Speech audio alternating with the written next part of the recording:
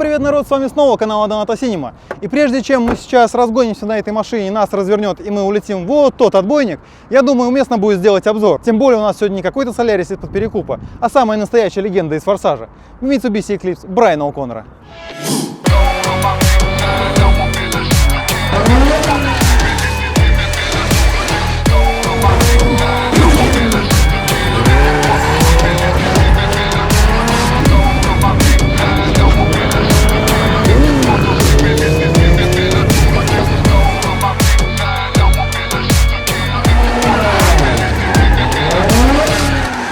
И сегодня у нас будет необычная серия, потому что я вам не только расскажу про эту тачку, но и наконец-то, спустя столько серий, мы на ней нормально прокатимся.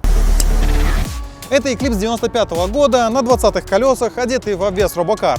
И внешне она достаточно красивая тачка, вся такая нарядная, яркая. Однако под капотом у нее стоит... А хотя давайте я вам покажу, что.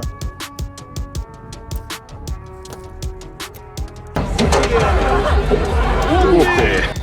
А под капотом у нее стоял обычный 2-литровый атмосферный двигатель, который с завода выдавал максимум 150 лошадей. В то время, напомню, как у Солярыча Mazda выдавала аж 305 лошадей. А сколько их добежало до сегодняшнего дня, вообще загадка.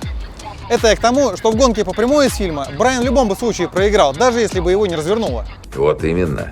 В отличие от Mazda Солярыча, в этой тачке не было каких-то крутых ништяков, кроме внешнего вида и чуть-чуть улучшенных тормозов. Другими словами, это была обычная стоковая рядовая машина. Но создатели фильма хотели, чтобы она умела ездить наравне со всеми, поэтому воткнули в нее 2 баллона азота, благодаря которым она и сама выпилилась из сюжета в первой половине фильма.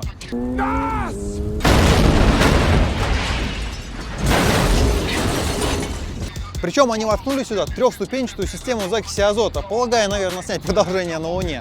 Но в то время Брайан еще не был наделен суперсилой семьи, поэтому после отделения первой ступени он струхнул и проиграл эту гонку. Черт!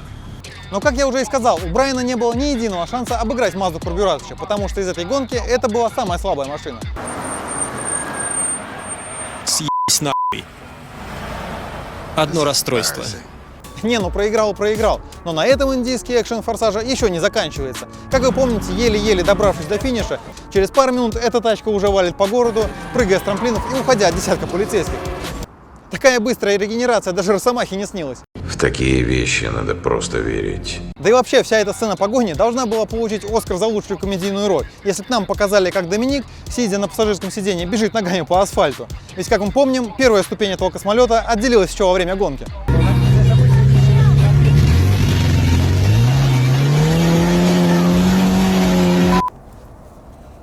А нет, тут пол как новенький еще. Так как это была машина главного героя, то в фильме их использовалось аж 7 штук. Первую снимали снаружи, вторую снимали из салона, третья была использована для выполнения трюков, четвертая была вообще установлена на Микрик. А Микрик — это такой мини-грузовичок с низкой платформой, на который ставили сам кузов. И этот грузовичок как бы повторял все движения этого автомобиля. А актеры, сидящие внутри, могли спокойно играть свои роли и не следили за дорогой, в связи с чем создавался эффект, как будто они сами сидят и управляют этой тачкой. Естественно, все эти тачки были разных цветов, и в зеленый их покрасили уже потом, но сегодня это все не важно. Ведь сегодня у нас появилась уникальная возможность прокатиться на этой тачке. Витек, ты лекцию свою закончил? Что ты? Ключ давай, поехали кататься уже. Какой тебе ключ? Я эту тачку взял по честное слово, что ты за руль не сядешь. И что теперь? Нафиг я тогда сюда приехал? Ну, в смысле, поучаствуешь в съемках, вон, подписчики по тебе соскучились. Слушай, сам участвуй, давай ключ. Я не дам тебе ключ. Ключ давай. Да расскажи ты про салон. Ключ вот. давай. Да не дам я тебе ключ. Блин, ты задолбал. Я сейчас, смотри, на дром зайду, у меня подписка уже оформлена. Там пару вариантиков уже есть. И что? Чё, сейчас еще отчет закажу, чтобы быть уверенным, что она хотя бы со мной вечер проездит. И тогда все, снимай свой Форсаж. Сань, не дам. Ясно. Дром, поиск.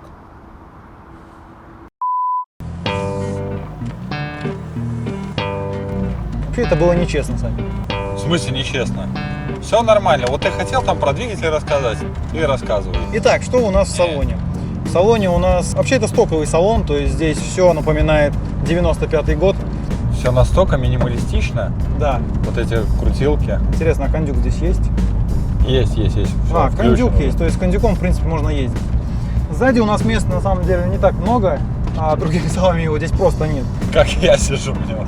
Места вообще Саня нет. очень тесно, да. То есть, если вы с длинными ногами, то Eclipse не сильно, наверное, ваш вариант.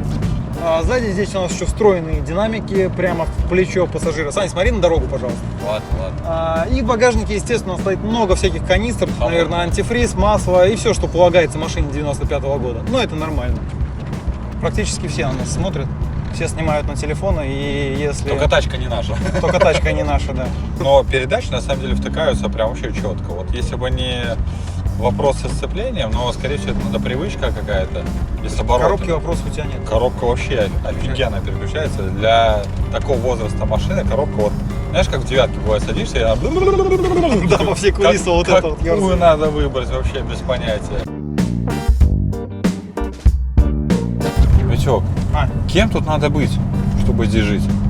Ну, был бы ты айтишник, мы смогу позволить себе проживание. Ну это ж дорого, это обучение надо. В смысле, обучение у тебя будет бесплатное. Как бесплатно?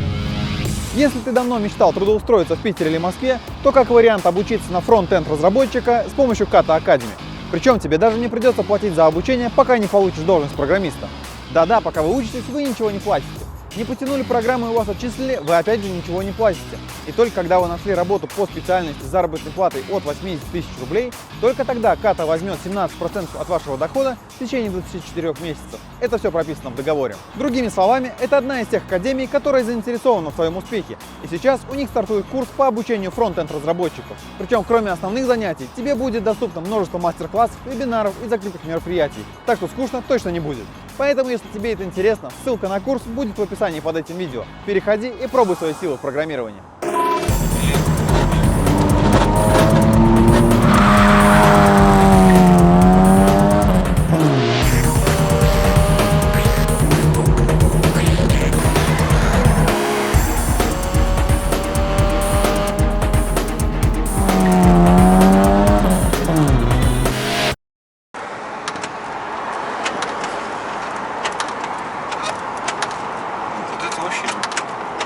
Это вообще люто болтается.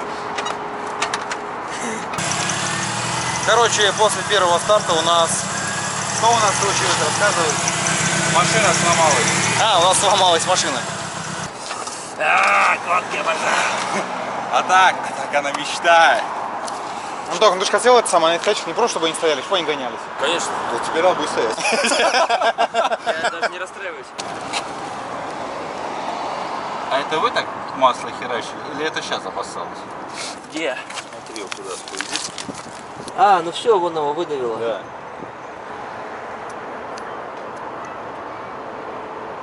Бля, там уж разбросало прям масло. А теперь давайте посмотрим на это немножко с другой стороны. В этом ролике участвовал Саня. Меня только одно интересует. Ее в автосалон можно своим ходом знать или отправить на Иваке? Да не, надо своим ехать. Вот это я понимаю. Вот это контент.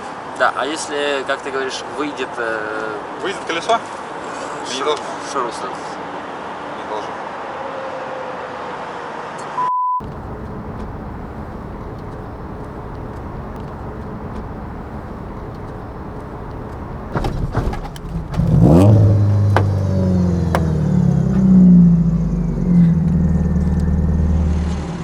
В общем, прямое включение у нас отрыгнул привод на Eclipse. У нас на паркинге две машины, это Jetta Eclipse и наша еще Captiva, на которой мы приехали. Поэтому мы сейчас с Аней продолжаем обзор Eclipse, потому что мы едем сейчас до автосалона Синдикат, да, я так понимаю? По МКАДу, по пробкам, в этой жарище. Вот.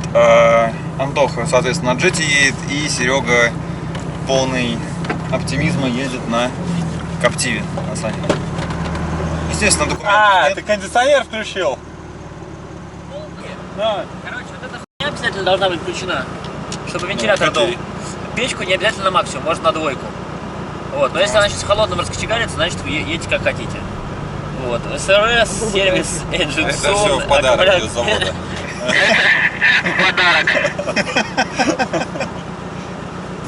А еще мы с Саней с собой взяли два морожка, потому что здесь капец как жарко. Можно обратно сфоткаться. Конечно, давай быстрее, только уезжаем. Я говорю, едем тогда в Eclipse, потому что хуёвее всех Eclipse.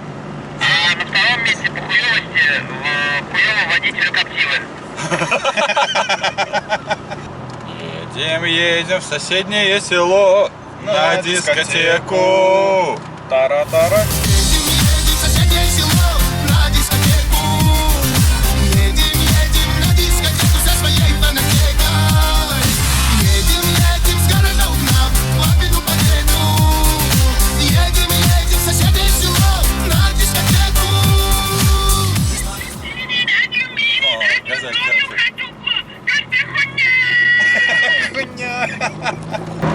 С чем сравнить вообще езду на Эклипсе в Москве?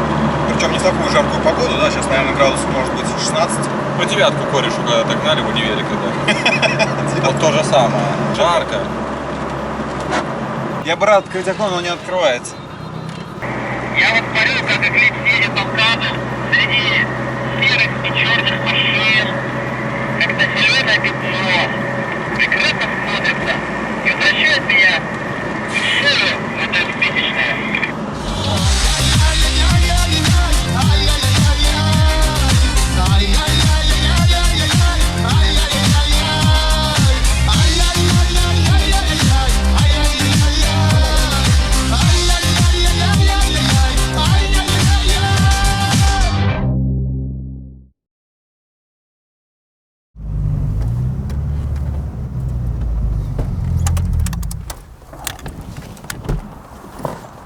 Что-то заправляю, я сейчас пойду финалку запишу. Давай, чеши, я хоть покурю пока.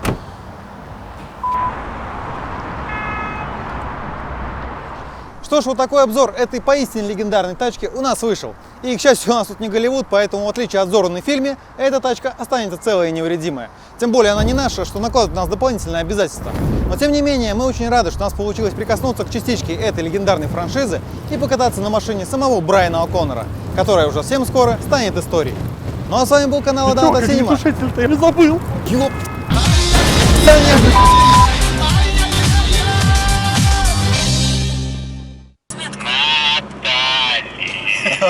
Натали, мои печали, Натали. От любви от меня тебе не уйти.